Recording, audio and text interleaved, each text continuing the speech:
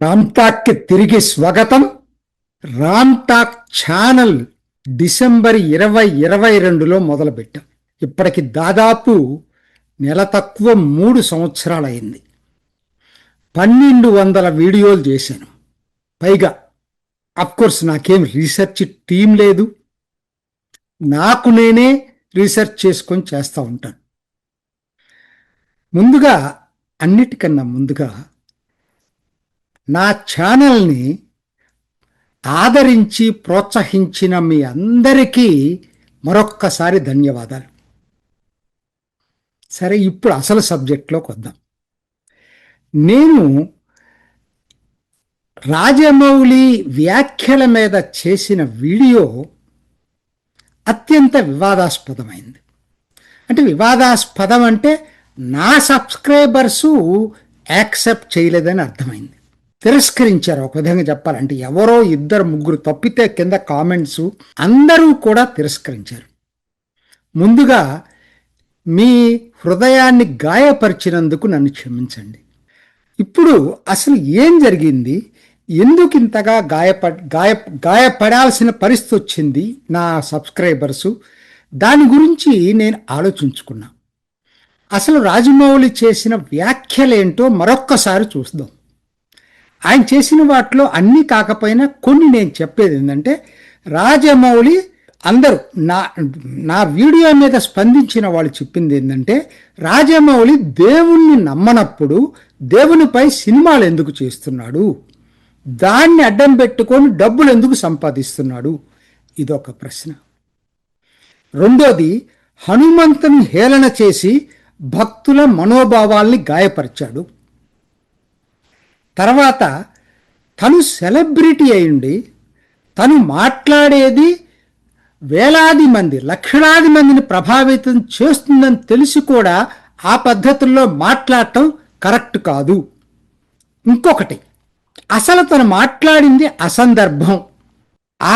ఆ సందర్భంలో ఆయన నాకు దేవుడి మీద నమ్మకం లేదని చెప్పాల్సిన పని లేదు. రెండోది, వాళ్ళ నాన్నతో జరిగినటువంటి సంభాషణ అక్కడ గుమికూడిన వేలాది మంది, టీవీల్లో చూసే లక్షలాది మందికి హనుమంతుడు ఏం చేశాడు అని మాట్లాడటం అనేది ఎంతో మందిని గాయపరిచింది. వాళ్ళిద్దరి మధ్య జరిగిన సంభాషణ అంతమందికి చెప్పాల్సిన పని లేదు. ఇది కరెక్టు. ఇలా ఇంతకుముందు కూడా హిందూ దేవుళ్లను కించపరుస్తూ మాట్లాడాడు. ఇవి అన్నీ కాకపోయినా కొన్ని ఇవి నా శ్రోతల్ని గాయపరిచాయి. మిగతా వాళ్ళ సంగతి నాకు తెలీదు. సో నేను ఒక్కొక్క దాన్ని సాధ్యమైనంత వరకు తిరిగి రివ్యూ చేసుకోవటానికి ప్రయత్నం చేస్తున్నా. చివరగా ముందుగా కింద వాటి నుంచి వస్తాను. ఇది సందర్భం కాదు, అక్షరాల నిజం. నాకైతే వేరే ఒపీనియన్ లేదు దాంట్లో. నేను చెప్పాను కూడా నా వీడియోలో, మీ నాన్నతో మాట్లాడుకుంది మైకులో చెప్పాల్సిన పని లేదని చెప్పాను. కాకపోతే అది చాలామంది గమనించినట్లేరు, పాసివ్గా ఉంది కాబట్టి గమనించాల, స్ట్రెస్ చేయాల. సందర్భం అయితే ఎటువంటి పరిస్థితుల్లో కరెక్ట్ కాదు. రెండో పాయింట్ కూడా 100% నేను ఒప్పుకుంటాను. సెలబ్రిటీవి నువ్వు, నీ మాటల ద్వారా ప్రభావితం అయ్యే వాళ్ళు లక్షలాది మంది ఉంటారు. వాళ్ళ ముందు హిందూ దేవుళ్ళని కించపరిచేటువంటి హక్కు నీకు లేదు. అక్కడ నీ భావాలను చెప్పుకోవాల్సినటువంటి అవసరం లేదు. అదేది ఎకడమిక్ డిస్కషన్ కాదు. ఇది ఒక మాస్లో, అది వారణాసి పేరుతోటి రిలీజియస్ ఇన్స్పైర్డ్ సినిమా తీసేటప్పుడు ఈ వ్యాఖ్యలు ఖచ్చితంగా అసందర్భమే కాదు, అనవసరం. ఇది నిజంగా కూడా తను చేసి ఉండాల్సింది కాదు. ఈ 2 ఒపీనియన్లో కింద ఎవరైతే స్పందించారో వాళ్ళ ఒపీనియన్స్ తోటి 100% నేను ఏకీభవిస్తున్నా. 100%. నాకేమి 1% కూడా రిజర్వేషన్ లేదు దాంట్లో. ఇక మిగతా ఆలోచిద్దాం. నాస్తికుడైతే దేవుడి సినిమా ఎలా తీస్తాడు? అఫ్కోర్స్ నేను ఒప్పుకోలేను అది. దేవుడి సినిమా తీయటానికి అతను ముస్లిం కూడా తీయచ్చు, అదే ఉంది. సినిమా తీయటం, ముస్లింల మీద హిందువుల సినిమాలు తీయట్లేదా? సో అందుట్లో ఏదైనా తప్పు ఉంటే మాట్లాడండి, కానీ కంపల్సరిగా ఆస్తికుడైతేనే సినిమా తీయాలనే దాన్ని నేను ఒప్పుకోలేను. ఒకటి నంబర్ 1. రెండోది, హనుమంతుని హేళనగా మాట్లాడటం ఖచ్చితంగా తప్పే. తప్పని ఎందుకంటారో నేను చెప్తాను. నా జీవితంలోనే నేను చెప్తాను. నా పూర్వాశ్రమంలో కూడా నేను ఒక సందర్భాల్లో అట్లా మాట్లాడి పబ్లిక్లో కాకపోయినా ప్రైవేట్ సంభాషణలో మాట్లాడాను. ఇప్పుడు నేను ప్రైవేట్ సంభాషణలో మాట్లాడను, పబ్లిక్లో మాట్లాడను. దానికి కారణం ఒకటి, నీకెంత నమ్మకం ఉందో పదార్థవాదం మీద, అట్లానే అవతల వ్యక్తులకి మీరు ఇంకా పర్సంటేజ్ తక్కువ.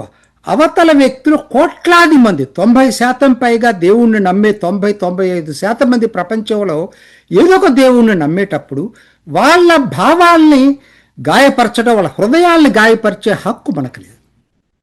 మీ పాజిటివ్గా చెప్పుకోండి. అందుకని నేను ఎప్పుడు చెప్తా, నాస్తికుడని ఎవరనంటే నేను ఎటువంటి పరిస్థితులు ఒప్పుకోను. అసలు అది నెగటివ్ మీనింగ్. హేతువాదం అంటే దాని అర్థం వేరే వస్తుంది. పాజిటివ్గా ఆలోచించడం నేర్చుకోవాలి. రెండో వాళ్ళని మన అభిప్రాయాలకి ఎంత స్ట్రాంగ్గా మీకుందో, మీరు మొదటి స్టేట్మెంట్ ఇవ్వటం అక్కడ అసందర్భం, ఆ స్టేట్మెంట్ ఇచ్చే హక్కు మీకుంది. కానీ పర్టికులర్గా పిన్ పాయింట్ చేస్తూ దేవుళ్ళని దూషించటం అనేది మాత్రం అది ఒక హనుమంతుడినే కాదు, ఈవెన్ ఇస్లాం మతంలో ఉన్న ప్రాఫిట్ మొహమ్మద్నైనా జీసస్ క్రీస్తునైనా ఎవరిని కూడా వ్యక్తి పేరుతోటి అట్లా ఫోకస్ చేసి టార్గెట్ చేసి హేళన చేయటం అనేది ఖచ్చితంగా తప్పు. అది ఎటువంటి పరిస్థితుల్లో ఒప్పుకోలేము సభ్య సమాజంలో. ఎందుకంటే మనం నాగరికత నేర్చుకున్నాం. ప్రాచీన నాగరికత మనం నేర్పింది అది కాదు అసలు. ఇది మనం మర్చిపోతున్నాం మన నాగరికతను గురించి. తర్వాత ఇంతకు ముందు కూడా ఇటువంటి విధంగా మాట్లాడాడు. కోర్స్ క్షమించండి, నేను చూడలేదు అసలు. నేను సినిమాల దాని మీద ఎక్కువ వీడియోలు చేస్తే నాకు అసలు అలవాటే లేదు. ఏదో ఈ ఒక్క వీడియో చూసి తక్షణం ఇన్స్టెంట్గా నేను వీడియో చేశాను తప్పితే నాకు అంత ఓపిక లేదు. ఆయన అన్నీ సెర్చ్ చేసేంత ఓపిక కూడా నాకు లేదు. నేను చూడకపోవటం నిజంగా కాంప్రహెన్సివ్గా వీడియో చేయాల్సి వచ్చినప్పుడు అతని గురించి పూర్తిగా రీసెర్చ్ చేయాలి, నేను చేయలేదు. అది కూడా నేను ఒప్పుకుంటాను. ఇక దాంతో ఇంకోటి కూడా చెప్పారు ఏంటనంటే, ఇట్లా మీరు చెప్పింది ప్రాచీన కాలంలో కరెక్ట్ ఏమో కానీ ఇప్పుడు గనక ఆ పద్ధతిలో సహించుకుంటూ పోతే, అంత టాలరెన్స్ ఉండేటట్టయితే, ఆ టాలరెన్స్ తోటే ఇస్లాం మరి మనల్ని దాడులు చేసి మనల్ని పరిపాలన చేసింది 800 సంవత్సరాలు. సో మీరు అది మర్చిపోతున్నారని చెప్పారు. అసలు నంబర్ 1 రాంగ్ అండి. అది చరిత్రని ఈ మార్సియన్ చరిత్రకారులు, నెహ్రూవాదులు రాసి వక్రీకరించారు తప్పితే చరిత్రలో వీరోచిత పోరాటం అంది జరిపినట్టు హిందూ రాజులు జరిపిన పోరాటం రాజా దహేర్ దగ్గర నుంచి, లలితాదిత్య దగ్గర నుంచి, మహారాణా ప్రతాప్ దగ్గర నుంచి, మరాఠా వీరుల దగ్గర నుంచి ఒక్క రోజులో కాలేదండి ఇది. వాళ్ళు నిరంతరం పోరాటం చేస్తూనే ఉన్నారు. నిరంతరం సమాజంలో ప్రశాంతత ఎప్పుడు లేదు. పోరాటాలు జరుగుతూనే ఉన్నాయి, ఇస్లామిక్ దాడులు మొదలైన కాడి నుంచి కూడా. కాబట్టి అదొక్కటే కారణమైతే నేను అనుకోను. అది ఇంకా చాలా, అది ఇంకొక టాపిక్ ఎప్పుడన్నా దాని మీద వచ్చినప్పుడు, చరిత్ర గురించి మాట్లాడాల్సి వచ్చినప్పుడు ఎందుకు జరిగింది అనేది మనం మాట్లాడుకుందాం. సరే, నన్ను వ్యక్తిగతంగా కూడా విమర్శించారు. అదివరకు ఎప్పుడు ఎక్కడో 2-3 కామెంట్స్ ఎవరో ఒకరు మాట్లాడుతుంటారు, పట్టించుకోను. కానీ ఈ కామెంట్స్ గాయపడ్డారు కాబట్టి నన్ను కూడా వ్యక్తిగతంగా మాట్లాడటం జరిగింది. ఎందుకంటే నా క్యాప్షనే పెట్టాను, నయా సుడో హిందుత్వవాదం. అవును, నేను చెప్పిన దాన్ని నేను ఇప్పుడే కట్టుపడ్డా. నేను హిందుత్వవాదాన్ని విమర్శించలేదు, వీర సావర్కర్ని పొగిడాను, ఆర్ఎస్ఎస్ మోహన్ భగవత్ చేసిన దాన్ని కోట్ చేశాను. అక్కడదాకా ఎందుకండి, నిన్న నేను ఒక వీడియో చూశాను, ఆచార్య జగ్గి వాసుదేవ్ నిన్ననే చూశాను, 4.5 నిమిషాలు. అది ఆ స్లైడ్ మీకు పెడతాం. వీడియో మేము పెట్టడానికి లేదు కాబట్టి దాని లింక్ కూడా వీలుంటే మా వాళ్ళని పెట్టమని చెప్తాను. నాకు తెలియదు ఆ టెక్నాలజీ సైడు. సో ఆ వీడియో ఆచార్య జగ్గి వాసుదేవ్ది నేను విన్న తర్వాత సేమ్ నేనేం మాట్లాడానో మొన్న రాజమౌళి వీడియోలో అదే ఆయన మాట్లాడాడు. దాంట్లో ఇంకొకటి నేను ఎప్పుడు చూడండి, ఇంకొకటి ఆచార్య జగ్గిదేవ్ వాసుదేవ్లో రాజమౌళి ఇంటర్వ్యూ కూడా ఉంది దాంట్లో, ఎవరితోనో ఇంగ్లీష్లో. దాంట్లో ఆయన భగవద్గీతను కోట్ చేస్తూ ఏదో ఆయన మాట్లాడిందంతా చెప్పుకొచ్చాడు. ఆయన నేను కర్మయోగాన్ని నమ్ముతానన్నాడు. కోర్స్ ఎవరైనా వీలుంటే ఆచార్య జగ్గి వాసుదేవ్ది ఇటీవల రిలీజ్ అయినటువంటి 2 రోజుల క్రితం రిలీజ్ అయిన వీడియో నేను స్లైడ్ పెడుతున్నా కాబట్టి మీరు దాన్ని కొట్టి చూసుకోండి. అంటే నాకు అర్థం కాదు, వేరే సావర్కరు, భగవత్, లేకపోతే ఆచార్య జగ్గి వాసుదేవ్ వీళ్ళు హిందూయిజానికి హీరోలా జీరోలా చెప్పండి సార్. మీకు ఆదర్శమూర్తులు ఎవరండి? రాజాసింగులు, మాధవులు అతల? నేను ఈ మాట అంటున్నానని మీకు కోపం రావచ్చు. నేను ఎందుకంటే హిందుత్వాన్ని ఏ రోజు విమర్శించలేదు, సుడో నయా అని వాడాను అక్కడ నేను. అంటే హిందుత్వానికి వక్ర భాష్యాలు చెప్పొద్దు. ప్రాచీన నాకు హిందూయిజం రెండు తేడా అని నేను అనుకోనండి. కొంతమంది ఈ మార్సియన్ వీళ్ళు, నెహ్రూవియన్ వీళ్ళు క్రియేట్ చేశారు, కానీ అటువంటి తేడా ఏం లేదండి. ప్రాచీన నాగరికత అంత నేరో ప్రిజంలో లేదండి. ఖచ్చితంగా నేను ఒప్పుకుంటా. ఇది సందర్భము కాదు, సెలబ్రిటీ మాట్లాడేటప్పుడు ఆచితూచి మాట్లాడాల్సిన అవసరం ఖచ్చితంగా ఉంది, అంతవరకు ఒప్పుకుంటాను. కానీ హిందూయిజాన్ని గురించి నిర్వచించేటప్పుడు అంటే నేను కోట్ చేసిన వ్యక్తుల కన్నా ఇంకా ఎవరిని కోట్ చేయాలో నాకైతే తెలియదు.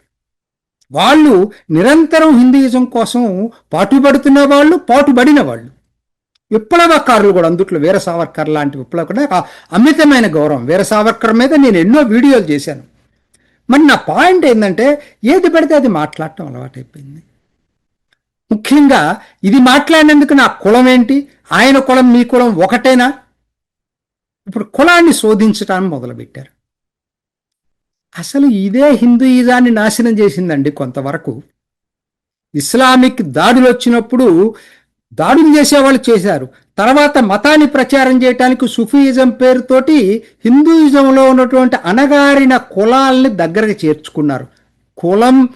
కుల వివక్ష ఉందనేటువంటి ఒక ఎలిబితోటి బ్రిటిష్ వాళ్ళు వచ్చినప్పుడు కూడా దాన్ని ఉపయోగించుకున్నారు, కుల వ్యవస్థని, కుల వివక్షతని.